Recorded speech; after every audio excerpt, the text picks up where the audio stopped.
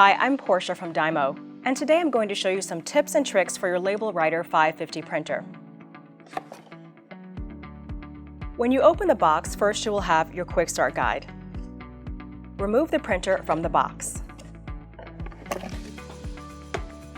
Under the printer you will find the power adapter, power cord, USB cord, and roll of starter labels. Take the power adapter and plug it into the back of the printer.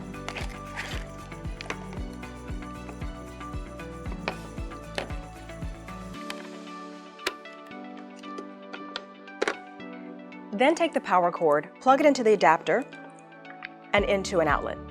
Note that you must use the power adapter that comes with your printer. Different printers have different adapters. Your printer should now be turning on. Now go to dymo.com and select your region. Click Support, then Downloads, Software Drivers, and User Guides. You must have your software downloaded prior to plugging your new LabelWriter 550 printer into your computer. Your LabelWriter 550 printer is now ready to print. We hope these basic tips and tricks help you set up your LabelWriter 550 printer.